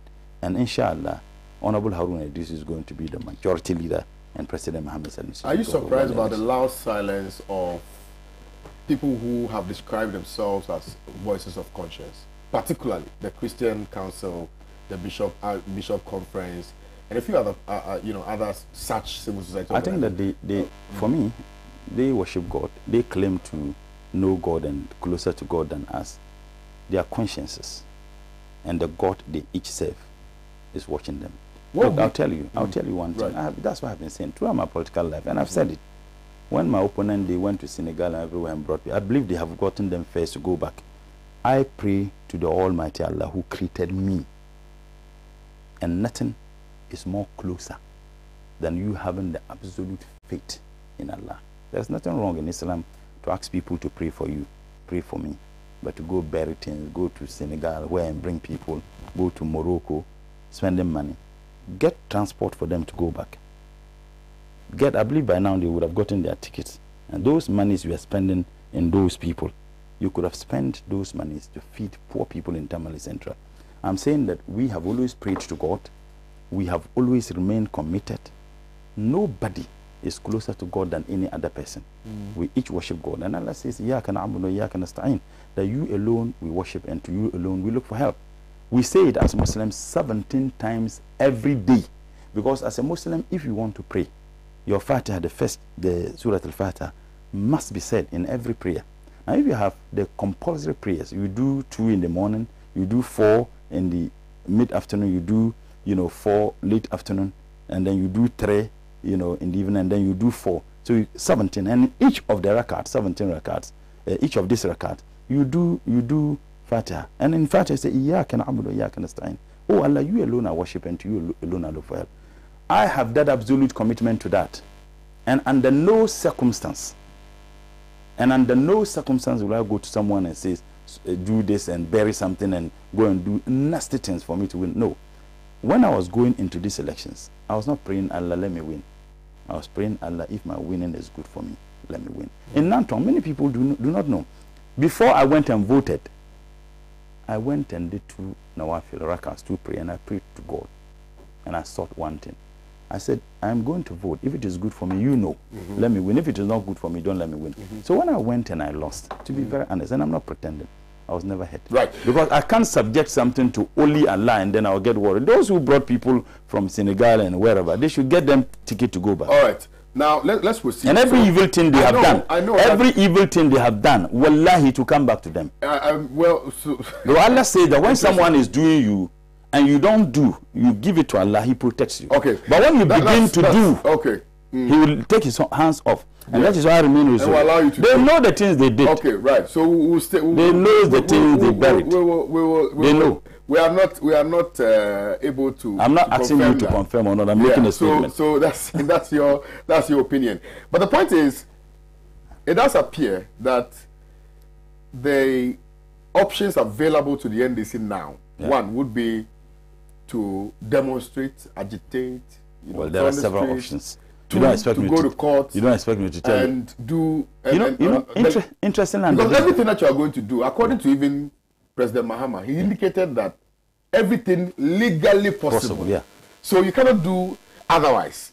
So the point I'm trying to stress is that if you look at our constitution, what is legal is there, isn't it? Oh, yes. Court is part of it. Are you considering it as a party? You can't speak for the party. It's very strange, and that is why sometimes people raise questions about the judiciary system. Anything you do, MPD says go to court. Anything. You saw how they packed the court. Any little thing, go to court. I mean, clearly, even when they are outrightly wrong, they still insist you should go to court. Look, if you are a judge and you think that you are serving anybody, you are serving your packet, wallahi, on the day of judgment, you account for it. Look, that is why I've said, you sit here as a journalist. Do you know, in Islam, even your kids, the way you took care of your kids, on the day of judgment, Allah will ask you how you took care of them. If you are in a position of responsibility, a judge, a president, a police officer, a military officer, a journalist, a politician, and you are in that responsibility and you think that it is just about this world, it is just about satisfying the whims and caprices of someone or an appointing authority, on the day you will account for it, and no amount of prayer. Because you see, well, nobody has died and gone there and come to tell us that. Have you ever seen air? Have you ever seen air? I have not seen air. But you feel it. Yes. Some of us feel God. We feel God. And that is why when people really say, I did philosophy of religion. Unknown to many of my friends, I took Bible knowledge free elective. 2 semesters. I have read the Bible more than many of you Christians have read the Bible. And I read it every single day. I do that because appreciating other faiths make you respect their faiths. Okay. So I'm saying that we have seen God. Yeah. We have. We don't necessarily need to see God. Let's go back to the discussion. So I'm saying that what would be the next line of action? Court, demonstration? I don't think that you expect me to petitioning the international community. Our leadership takes decisions. And as a member of the NDC, we wait for our leadership to take decisions. And I really don't think that even if I have glimpse of the decisions that the NDC would take, you expect me to sit on this program and bring that out. One thing we know. It's the biggest program now. One thing we know is that we are not accepting this shambolic electoral resource declared by the MPP activist, Jean Mensa, and another activist, Boss Master. Why is it that nobody is talking about the other deputy? Why is it that nobody is talking about the other deputy? He may also be an MPP, but he's not an activist. We are talking about this two. Yes, he may be an MPP. Who said what? Silva is an MPP activist. I mean, the deputy in charge of is it operations or administration. Why is it that we are talking about Jean Mensa and Dr. Bosman Asari? Because they are MPP activists, known activists, and they can't deny that. So one thing we are saying is that we are not accepting this. We are not going to accept this today. Look, yesterday, I had a call, and I hope that the security agencies will be on the look. I had a call that about 3 buses loaded people from Yendi coming to Accra for whatever reason last night. I think that the security agencies should know because it was on social media. I saw a lot of voice messages were sent. And the reason why I didn't want to comment, you see, sometimes you need to be very careful what you say in politics. But these are issues that we cannot underestimate. But I'm simply saying that the NDC won the elections. We won majority seats in parliament. We won 140, inshallah, members of parliament. And inshallah, we have no doubt in mind that President Mahama won the elections, the 2020 elections. And nobody can deny the people of this country their right to determine who is elected to govern with them, not govern over them as we have experienced under the most nepotistic, the most corrupt, the most incompetent. I mean, if you say this government is incompetent, it will be an understatement. They can go ahead and form name their transition team as they want. We know we are not accepting this, and the will of the people of this country will prevail. They should mark it. All right, so well, we've been in, should I say, in conversation with the MP-elect for Tamale Central Constituency and the person of Comrade Murtala Mohammed. He's taken us through the voting process. He's taken us through a number of things. And, you know, I was just asking him questions about the conduct of the media in this process, the conduct of the international observers. You've not spoken to that. The international observers. Yes, you see, the point is the international observers, they look at the serenity. And I'm saying that Jean Mensa should never take credit for the peaceful nature of the elections that we have had. She should never. And interestingly, instead of her crediting the people of this country, she said that she was crediting herself and her team. If it has to do with your conduct, I don't think that would have had peaceful elections. I think that the people of this country were committed. They were desperately committed to have a change, and change they had. They were desperately committed to have a free and fair election. And it also smacked how buoyant our democracy has become. We have been in this process for over 20 years now. And I think that Ghana is a country of emulation for many countries, you know, across the globe. And I think that the Western world themselves use Ghana as a showcase to demonstrate to people how their so-called democracy can work.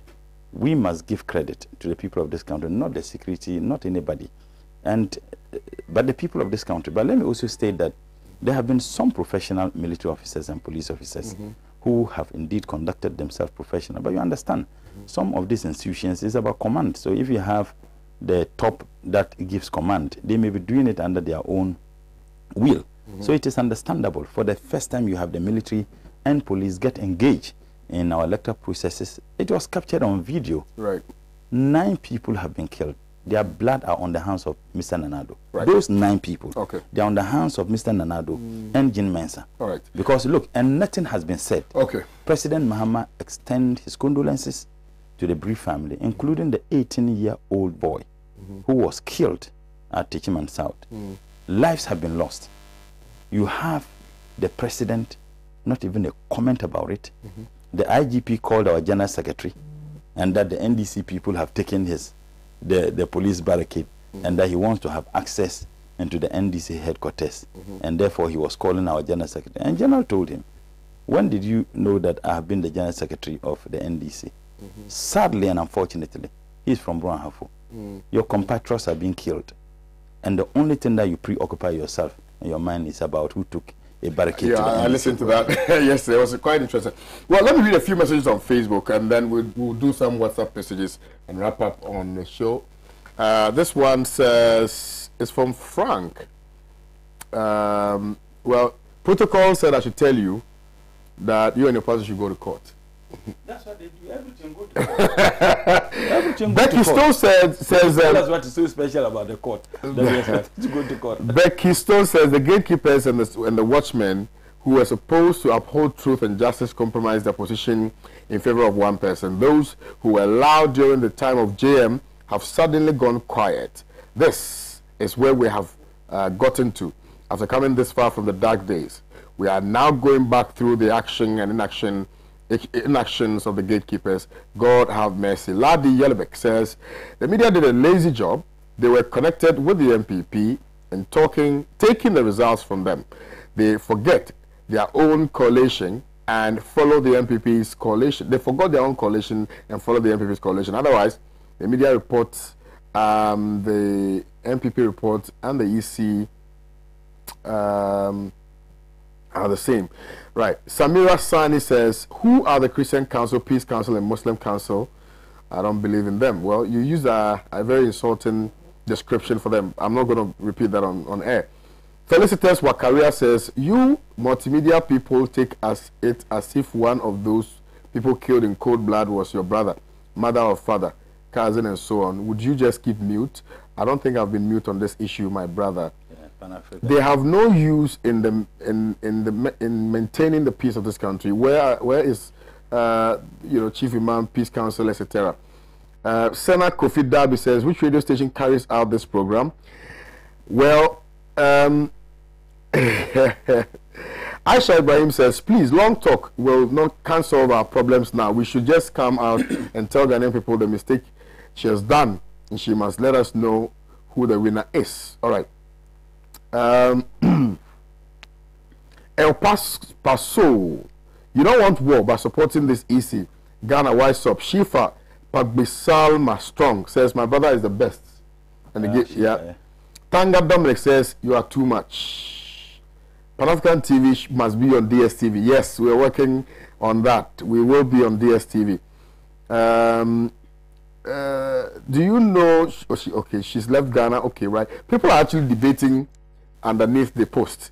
So I think by now there should either be NDC TV or NDC Radio. So the media will not mislead the people when it comes to political issues. Please ask Mutala what's the way forward. I think I just asked him. The incumbent should not take us, the electorates, for a ride. Ghanaians have spoken. Let the results reflect the sovereign will of the people. Thank you. Messages are pouring in left, right, center.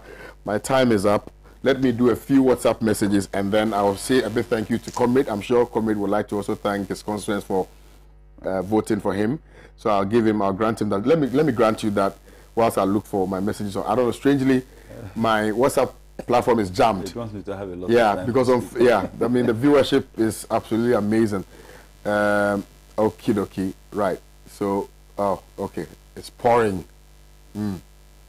So let me just allow you to maybe to say thank you to a few people. Well, I just have to, and then by quoting verses that I have used throughout the parliamentary primaries to the elections, which is قُلِ اللَّهُمَّ مَالِكُ الْمُلْكِ تُؤْتِي الْمُلْكَ مَنْ تَشَاءُ وتنزع الملك ممن تشاء وتعز من تشاء وتذل من تشاء بيدك الخير إنك على كل شيء قدير تولج الليل في النهار وتعلج النهار في الليل تولج الحي من الميت وتخرج الميت من الحي وترزق من تشاء بغير حساب الحمد لله الذي توادع كل شيء بعزته والحمد لله الذي ذل كل شيء لعزته والحمد لله الذي حدع كل شيء لملكه والحمد لله الذي استسلم كل شيء لقدرته. I can only give thanks to the Almighty Allah. 4 years ago, I lost the Nantong seat, and many had ruled me out. Many had concluded that it was all over. Many thought that Mutala was finished. I never indeed lost hope. I knew that the Allah I worship and dedicated to wholeheartedly had something in stock for me. I knew that everything from anywhere in the world was something that was good, and I knew that Allah had a way that when He tests your faith and you remain resolute and thankful, right, that He blesses you. When I lost the elections, assuming that I lost faith and felt that Allah didn't like me, I really don't think that I would have been where I was. I believe when I lost, when the results was apparent to me around 3 a.m. to 4 a.m. and I spoke with my people in the coalition, and they said, look, it seemed to me we've lost the elections, even though I demanded they ask for a recount, and some strange reasons people who were there didn't want us to do.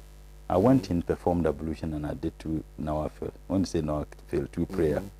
And the thing I told Allah in my sujood was that I thank Him. And I thank Him so much for what He has done for me. And I knew. So I never got hurt. And that was the reason why the next day, I was one of the few NDC guys who was on TV and on radio defending the cause that I believe in. Many didn't understand. Many thought I was just feigning that I lost elections, and I knew that Allah had something for me because I always subject myself and committed to Him. All right. So I just have to thank Him. And I have to thank my family, my wife, my beautiful wife, and my kids. I have to thank him. Like No, they gave me the edge. My wife is so devoted. She's so prayerful, honestly, and she has changed a lot in me. She egged me on. She gave me the support, the confidence, and my kids very lively. You know, I have a son. I have 2 sons. I have 2 daughters. So they gave me, and of course the NDC family, and the regional chairman. The regional chairman is like a father. He indeed introduced me mainly to national politics, and even though I was engaged in student politics, he's been very supportive. The entire regional executive, they were very supportive. The constituency chairman and his entire team, the vice, the secretary, the organizers. My constituency chairman and I are like brothers. We have been together for a very long time. The teaming mass of our people, the branch executives across the constituency, the imams, the chiefs, the mal, everybody, people were very supportive. Many people supported me in cash. Others in kind, yes. You see, when they are barbering you, don't touch your head. Many people supported me in kind. I mentioned specifically Honorable Harun Idrisu. It was not just about the support, the guidance, and the assistance, the show of love. We have a lot of people, Alaji Joshani, Brofuzi. There were many people whose names I may not be able to mention. A lot of people. There were women, and I'll tell you one strange thing.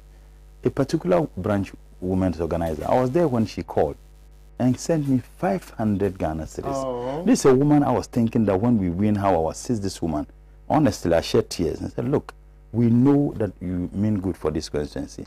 And that is my widow's smile. I was shocked, frankly. There were many women. Some did scarves, some did things for me. If it was resources that wins elections, there was no way I was going to win. My opponent had, endless resources. People were given cloths and the Ghana cedis. And some NDC people were actually used. And that's why I said, Richard, when Machiavelli says that human beings are greedy of wants and needy of gains, as long as you shower your blessings upon them, they are all yours. And I also have to thank my other contestants. When we went into the primaries, I contested with 2 individuals, very fine gentlemen, Gundado and Adam. They showed love, they showed commitment, they supported throughout the campaign, and we won the elections. My opponent, the one who contested him, was never seen anywhere closer to him. I just want to thank the branch executive, the youth groups across the Tamale Center Council. In my area, Changle, they showed me love. Changle Nama, Tamale Center Zampa, Changle, Gombeni, Salamba, Tisho, Warajai, Ababu, Zedjale, Mwafong, Lamakara, Dagbanda Bufong, Bulanfong, whatever Zaha, Atunkuto Boldeza, Warajai, Gombeni North and South, Agrek Mohaya Behe. These people showed me love, and I'm very, very thankful. Right. One thing I can assure them, that Mutala is not coming to make money. Mutala is coming to actually work. I'll be with them 24/7. Thank you. I would be visiting. I would do everything with the ability and the capacity that I'm endowed with by Allah to serve the people of Tamale Center. And I have no doubt in mind that our objective, our views, and what we intend to do may be able to fulfill them. I thank everybody so much. But there were people I didn't know. In fact, some people, even NPP, who supported. Thank you. I extend my sincere gratitude and thanks to everybody. Those whose names I haven't been able to mention. I just thank everybody. People are heaping praises on you on social media. Fantastic man, intelligent man, very religious. Somebody says you've uplifted his faith this morning. Mashallah. They're excited about it. Somebody says I like the honorable. He seems he has a great heart, religious and smart. I prefer comrade. Everybody appears to be loving you this morning. Let me just read 2 messages here. Good morning, KOD. I just want to tell MPP members and their leadership that in 2016, JM considered defeat since he knew he lost, and congratulated Nana even before EC declared the results for Nanado. So MPP and Nanado should concede defeat. That's all for peace to prevail. From Kotika Courage in Anloga this morning. Now, this one is also from, where is it? Okay. From Fusene Zukifel Sani Turawa in Asamankesi KOD, MPP wants people to listen to them, but they don't want to listen to anybody. And that is their nature. And tell all the NDC parliamentary elect to take their security very seriously, because Nanado will send, we can confirm that, tax will be sent after them. And congratulations to my brother from another Manda, Ibrahim Mutala Mohammed, Fusene Zukifel Sani Turawa in Asamankesi. Protocol, I've read your message. Ambassador Sam Piale this morning says, good morning to you. On behalf of the NDC Professionals Forum, let me congratulate all members of the NDC who won democracy for Ghana, especially Comrade Mutala, the brave warrior of Tamale Central. Comrade, you fought and won a good fight. KO, they complain about unfair institutions who are not being fair does amount to bastardization. How long shall we be silent and be killed by armed, unscrupulous hooligans in military and police uniforms, where state institutions and moral societies sees nothing, hears nothing, and says nothing? And when the society is being raped, what do we do in our country, where the media is supporting the government rather than fighting for the people? What do we do? NDC receives rocks and borders thrown at us, but when we throw one stone, they say, You call our cries bastardization? Well, Honorable, it was just a question for clarity. I didn't necessarily call your cries bastardization. Right. Hadi Pick Farm says, how can 5 innocent people die in an election and you call it a very peaceful one? Allah will never forgive you. We have a president-elect, John Dramani Mahama, who was elected by the good people of Ghana, and we have President-select Nanado, who was selected by Jen Mensa. It's only in Ghana when thieves will be regrouping to loot again, and the youth whose future is being stolen will celebrate it. Allah save Ghana. Yeah, that's a most famous quote by the Nigerian. What's his name again? There is a particular group of people, aside the constituency executive. Okay, Haruna Mohammed says, congratulate Comrade for me. Let him know that we, the Socialist Party, are proud of him. Dennis Akwete says, you want us to take a Keronko and Apalu serious, Abba. As for the men in long rope, the least said about them, the better, except to refer them to Matthew 24:24 and Isaiah 33:22. Dennis Akwete says, shalom. Shalom to you too, my brother. This one says, they should, seriously, I agree with the MPA. MPP should stop their 419 because we don't want what happened in Cote d'Ivoire in 2010-2011 to happen in Ghana. We are cool, but not.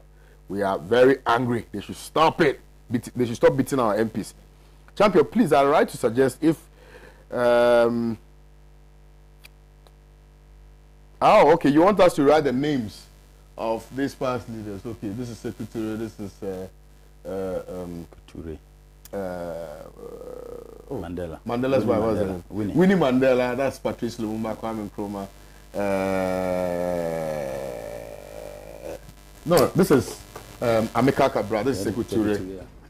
This is... oh. You should have Sheikh. Sheikh Guevara should be here. So, yeah, we'll get the names. I think that's smart. Yeah. Thank you for that. I appreciate it. Somebody says ICC all the way. We're going to international court. I think if it goes there, it won't be bad. We need to see that. But you must exhaust all your avenues locally, domestically, before you go to the international court. I think so. Eli Farouk says, good morning to you. Indeed, the NDC to contest the results announced by the EC is a step in the right direction. The NDC will not accept flawed elections by Jen Mensa and her paymasters, the MPP. And congratulations to you, Mutala, the lion. Now they are describing as a lion. Wow. I just have to thank a particular group of people who worked with me. Yeah. They were not necessarily constituency executive. Okay. These were my brothers. And they have been with me since Nantong. They never lost faith. When we went through struggle, I mean, these were people, I can't mention all their names. Duhana Yele is my area, which were very supportive, Balkuranwali. You have another group, Ability, Gbana, we call them Gbana Jishe, you know, they do this, and it did, Al Jazeera. I can't mention all of them. If I'm not able to mention any youth group name, let them not be offended. Thank you. I thank and appreciate all the support, and of course, Pan-Africa. Justice Appiah promoted you here. Yeah, no, you are tremendous. So, I need to, and my uncle, senior comrade Kwesi Pratt Jr., he's been an inspiration to me. He's been supportive. To be very honest with you, and I think that Pan-Africa TV did very well. I need to show that gratitude. And also, I want to tell the MPP youth groups and MPP people in Tamale Central that they have elected an MP who would treat everybody equally. I would have attention. I would have attention for them. See me and their group. See me. I have a brother. And if you go to Ababu, there is also another MPP youth group. Okay. I want them to know that they have elected an MP. None of them should hesitate. If they need my Your assistance support. that I can do. I'll be, all right, thank you very much. So. And on that note, let me also say a big congratulations to my friend, my very, very good friend, Alhaji Baba Seidu Isifu, MP-elect for Northeast constituency, specifically Nalerugu Gambaga constituency. Nalerugu Gambaga constituency. Alhaji Baba Ronaldo Isifu. Ronaldo, the dribbler. Isifu. Thank you. Oh, yeah. Honorable, well, my camera guy, the one I came to your constituency, he says, boys must chop. But congratulations to you. And better luck to my big brother, Honorable Dr. Robert Kuga-Gnablem. I think that you're the only person who lost from my team. Who? Okoboy lost. Yeah, Okoboy too. Yeah, very great. Very no, friend, as for Okoboy, I'm hurt. Yeah. Why are you hurt? But from Myong, I knew he was going to lose. I'm hurt because... As from Myong... why do you say... Oh, Master. Look, let's not go into that. Let me be very honest. I said, as for Myong... You know what? I knew he was going to lose. You know what? To be very honest, the seats we lost in Northern Region, two particular seats hurt me so much. Which one? Myong and where? Myong and Karaga. Karaga, yes, but Myong, you know he was going to lose. You know why? Why? Aziz and I have come a very... Yeah, he's your friend. That's a different conversation. I'm coming. Yes. Aziz and I have come a very long way. Aziz is an outstanding personality. Undoubtedly. Listen, please. An outstanding personality. Undoubtedly. Aziz can sacrifice anything for. We're in teacher training college. Undoubtedly. He's a big guy. Nyeba is a brother. And Nyeba has demonstrated brotherhood. And I remember many people do not know. Even when I was contesting my parliamentary primaries. Yeah. Nyeba, who had nothing, one day called me and said, Mbiale, Sina brother, this is what I can also support. Yeah. I was shocked. Frankly speaking, I was particularly hurt about Karaga and Myong. Even though I'm hurt about the other seats we lost, but I'm being very sincere. These particular two seats really, really helped me. But I just have this message for Aziz and Nyeba. When I lost in Nanton, they should take solace. Absolutely. They should take solace. My time is up. Actually, that's why the producers are. They should take solace in Richard Nixon's statement. Thank you. That a man is finished if he quits. But a man is not finished. Thank you very much. Thank you very much. But so Myong, better luck next time. If you are able to get another constituency. No, better luck next time. No, but you said you are happy. That what? That you lost? Yes. Oh, I said I knew he was going to lose. How? How no? I did my work. I'm a journalist. I did my own investigation. I did my own. I said the only person who lost, that perhaps I got my calculation wrong, was MP for Binduri. Otherwise, every other prediction. Look, it was even difficult for Alhaji Baba in Northeast. But we knew he was going to win in Northeast. We knew Dr. Adumaku Kisi of the MPP was going to win in an assault too, because we knew what we knew and we knew what we had done. You understand what I'm saying? We did a survey. Oh, come on, we did a survey. That's why I'm saying that the only survey that perhaps I got wrong was Binduri, Dr. Robert Kuga. Our friend won. You remember the colleague I came to your... Yeah, he won. Yeah, he won. Fantastic, you see? So if you come on Pan-African television and you lose, my friend lost. It means something. My friend Penka lost. I will see you guys on Monday. Tomorrow, Alhaji and Alhaji will be on. You do not want to miss Alhaji and Alhaji.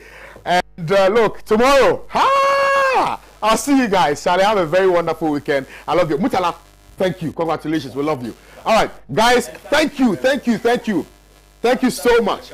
Of course, thank you so. You said boys must stop. Thank you so.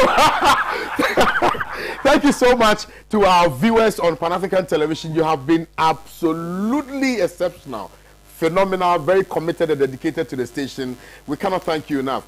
And those of you who spend your bundle watching us on social media, we are grateful to you. Thank you. We cannot thank you enough. But I'm coming back on Monday morning. I shall see your face again at 8 o'clock. Have a very wonderful weekend. My name again is Kwame Owusu-Danso.